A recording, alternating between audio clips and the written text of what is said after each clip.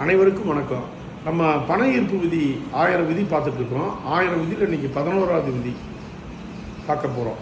Sir என்ன sir நீங்கள் சொல்ல போகிறீங்க அப்படிங்கன்னா, பணத்தை நம்ம ஈர்க்கணும் அப்படின்னா நம்ம பணத்தை என்ன பண்ணணும்னா காதால் கேட்கணும். சார் காதால் எப்படி சார் பணத்தை கேட்க முடியும்? என்ன சார் கண்ணால் பார்க்கலாம், காதால் எப்படி சார் கேட்க முடியும் அப்படின்னா, நம்ம ஐம்புலத்தையும் பணத்தால் அதாவது அனுபவிக்கணும். அப்போ காதால் எப்படி கேட்பீங்க? நிச்சயமாக பண ஈர்ப்பு விதியில் ரொம்ப இம்பார்ட்டண்டான விதி. உங்கள் வீட்டில் நிச்சயமாக காதால் கேட்கணும் அப்படின்னா பணம் என்ற மிஷின் இருக்கணும்.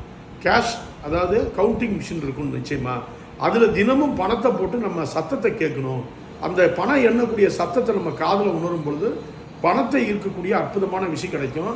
சார் நம்ம பண மிஷின் நம்ம வீட்டில் வச்சுக்கலாமா சார் அப்படின்னா, ஒவ்வொருடைய வீட்டிலையும் ஒவ்வொருடைய ஃபேக்ட்ரிலையும் ஒவ்வொருடைய கடையிலையும் நிச்சயமாக கவுண்டிங் மிஷின் வச்சு பணத்தை எண்ணி பாருங்கள். பண ஈர்ப்பு விதியில் அற்புதமான 11வது விதியை சொல்லியிருக்கேன். நன்றி, வணக்கம்.